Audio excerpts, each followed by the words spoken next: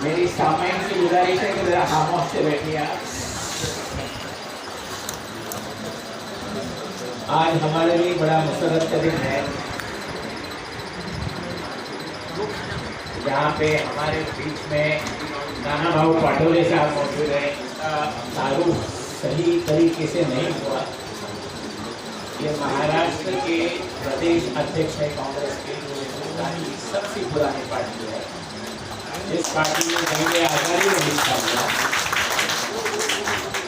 ये फिलहाल एमएलए है, इससे पहले आप स्पीकर थे असेंबली के, इससे पहले आप एमएलए के बावजूद मेंबर ऑफ पार्लियामेंट रहे और किसानों की समस्या को लेके इन्होंने, ये पहला वही शख्स है उस वक्त के लिए बीजेपी में थे कि इस मुल्क के आदरणीय प्रधानमंत्री से इन्होंने कुछ मैं करके कहा मैं आपके साथ नहीं रहूँगा, वापस घर वापस।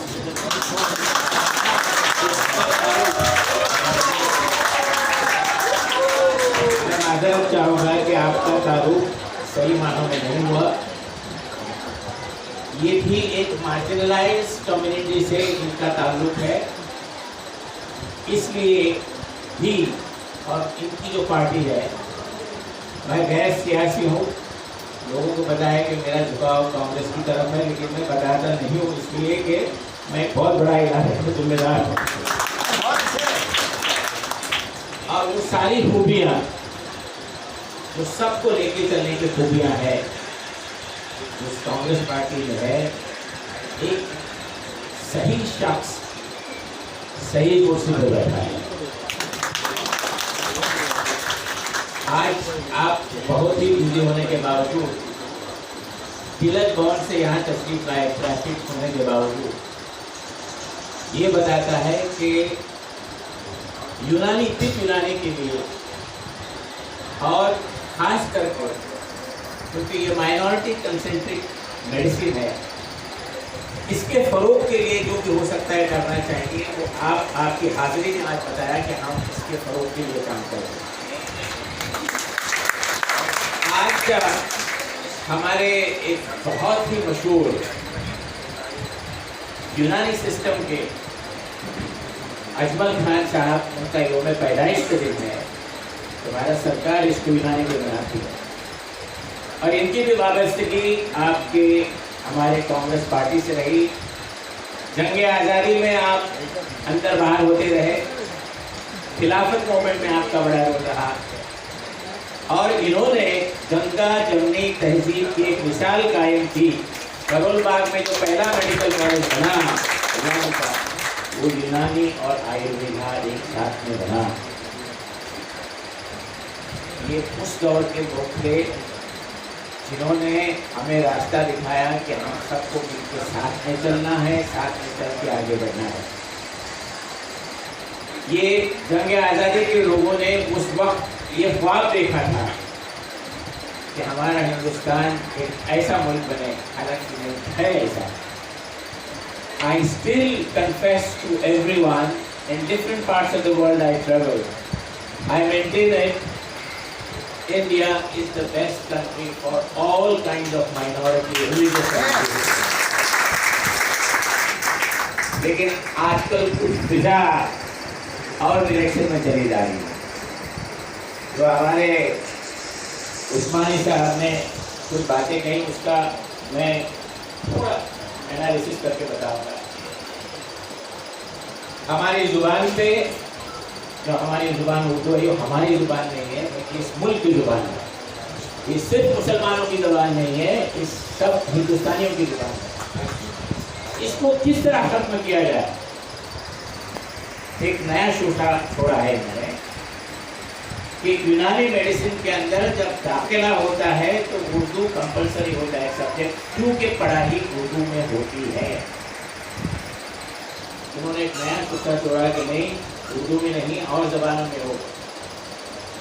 एक तरह से उर्दू को ख़त्म करने की बात, और जो घुसपैठिया का मिजाज बना है, आज जो लोग जहाँ बैठे हैं हर जगह घुसना चाहते हैं, घुसपैठिया, और जो एग्जिस्टिंग ट्रेडिशन है उसको ख़त्म करने की जो तजवीज़ चली है, इसका जम के मुकाबला। इसलिए कि हम हक पे हैं, तो हमको इसके तौर तरीके सही होने चाहिए। अभी आप देख रहे हैं कई सारे हमारे डॉक्टर्स हिजाब में भी हैं, उस पर भी बवाल हो रहे हैं आजकल। मैं यहाँ आने से पहले 3 बजे मेरी क्योंकि मैं थोड़ी रजत शर्मा से भी इंडिया टीवी में, तो ये आप लिबास किया है, आप क्या खाओगे ये तय किया जाएगा।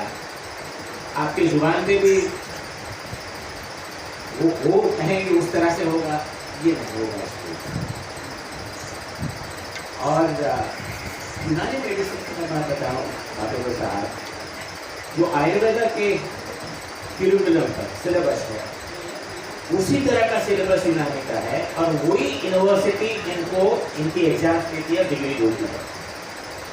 जब सरकारी मुलाजिमत की बात आती है तो यूनानी को दरकिनारे किया जाता है। ये बात हर दौर में असेंबली में हर जगह कही गई, लेकिन कहीं न कहीं कोताही हुई है।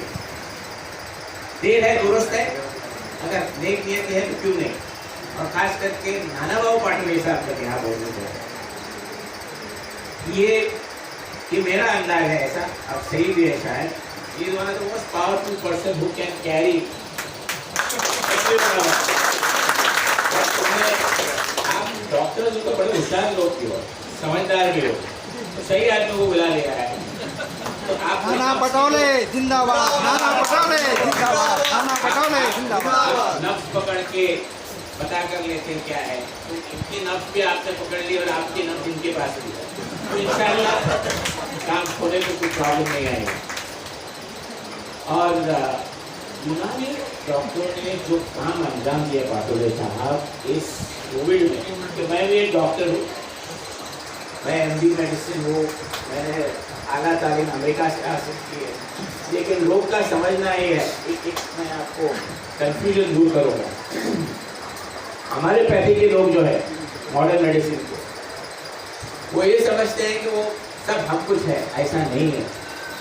हिंदुस्तान की अगर रूरल मेडिकल सिस्टम जो एग्जिस्ट है वो यूनानी, Ayurveda and other than modern allopathy, ये जिम्मेदारी ये निभा रहे हैं। तो ये इनका जो काम है, आप अगर कोविड के मामला में ये दूर क्यों जाए, यहाँ जम्मू जो सेंटर बना था बांद्रा में, हमारी पीपीआर कॉलेज यही है, हाफ ए किलोमीटर, ये जानते हैं हिंदुस्तान का सबसे बेहतरीन मेडिकल कॉलेज है का। वहाँ से जो डॉक्टर निकले और दूसरे कॉलेजेस होते बड़ी तादाद में वहाँ मौजूद थे, डॉक्टर भी घबरा रहे थे उस दौर में। अभी आपने मालेगांव पैटर्न के बारे में सुना होगा, मालेगांव में ये हालत थी, गौर से सुनिए, ये वायरस को भी जिहादी वायरस बोला गया, तबलीगी बोला गया। तो बेचारे जो तबलीग से इधर उधर आए थे मालेगांव, इधर सब छुप रहे थे इधर, और मालेगांव में ये हालत थी कि सब डॉक्टरों ने अपनी दुकानें बंद कर दी, क्योंकि गवर्नमेंट ने एक गुड डायरेक्शन दी, उनको समझ में नहीं आया। तो साहब मालेगांव से दूसरे जगह जाने के लिए गुंजा नासिक वो कतरा रहे थे, क्योंकि जहाजी वायरस इधर होते हैं, ये सच बात है। और वहाँ का टेस्ट होने के लिए 5 दिन लगते थे, नागपुर जाता था फिर आता था। तो एक रोज हमारे CM चाहते हैं इसमें आपका वकील, तो मैंने कहा ठीक है हम देंगे, लोगों से पूछेंगे उनकी समस्या क्या है। नहीं हम रमजान है तो हम उनको फ्रूट देंगे, बोले उसके वो जरूरत नहीं आपको देने की, वहाँ जो सहूलतें नहीं है उनकी क्या मुश्किलात है उसको समझिए, हम सब इनके काम करें। क्योंकि this is the minority concentrated district Malegaon, एक बहस चली थी, हमारे लोग सुनते नहीं, रमजान है फैला रहे वगैरह वगैरह था, एक वो शुरू किया था कुछ लोगों ने, तो उसको दूर कैसे किया जाए। तो मैंने 2 दिन में कोऑर्डिनेट किया, वहाँ की कलेक्टर सूरज मंगारे थे और वहाँ की SP जो अभी अमरावती के कमिश्नर है RK सिंह, अच्छे ऑफिसर थे, लोगों से मिलाया और बातचीत हुई। और आप यकीन मानिए नए क्लिनिक शुरू करने के लिए, फीवर क्लिनिक शुरू करने के लिए पहली जो लिस्ट बनी विदिन 48 आवर्स 20 में से 20 यूनानी डॉक्टर्स थे। उन्होंने सबने अपने दवाखाने खोले, एक कोऑर्डिनेटेड तरह से वो स्कीम बनाई गई, जर्नलिस्ट को इन्वॉल्व किया, बिजनेसमैन को इन्वॉल्व किया, एनजीओ को। यकीन मानिए 15 दिन के बाद मालेगांव क्रिएटेड ए हिस्ट्री। और हमारे सब मिनिस्टर जा रहे वहाँ पे, हमारे रेवेन्यू मिनिस्टर गए और कोई गए, सब पार्टियों के जो लोग हैं बोले मालेगांव पैटर्न, भिलवाड़ा पैटर्न था तो मालेगांव पैटर्न से हो। ये आप लोगों ने करके बताया, तो आप में वो ताकत है। और मालेगांव का काढ़ा इतना मशहूर हो गया, ये यूनानी वालों का है। जो अभी कमिश्नर है अमरावती की फोन की, सर मैं आपको काढ़ा भेजती हूँ, मैंने बोले मेरा भी पूजा कर पुलिस सब काढ़ा भेजती। तो ये चीज़ है आपके पैथी में भी बहुत सारी चीज़ें हैं। हालांकि हमारे मॉडर्न मेडिसिन में बहुत सारे मेडिसिन नहीं है, ग्रे एरियाज कहते हैं, अल्टरनेट मेडिसिन है, तो यूनानी, आयुर्वेदा, ये भी आपकी मेडिसिन काम आती है। आप ऐसे कम तरह में मत रहिए, आप ये समझिए हम भी किसी से कम नहीं हैं और आप अपना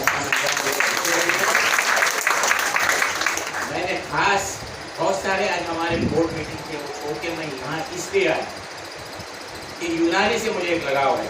एक दौर आया था पाटोले साहब, 1 मिनट लेके मेरे तकलीफ खत्म करूँगा, कि ये मॉडर्न मेडिसिन वालों का एक इसका था, छोड़ दिया था कि आप एलोपैथी प्रैक्टिस नहीं कर सकते, आयुर्वेदा यूनानी को कर रहे अपनी पैथी के साथ।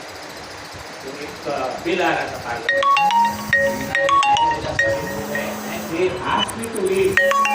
एक मॉडर्न मेडिसिन वाला कैसा आ सकता है। तो हमने सब लोगों से मिला, उस बार अहमद भाई ने बहुत मदद की, फिर सुषमा स्वराज ने की, बहुत से मिले और वो बिल पीछे गया।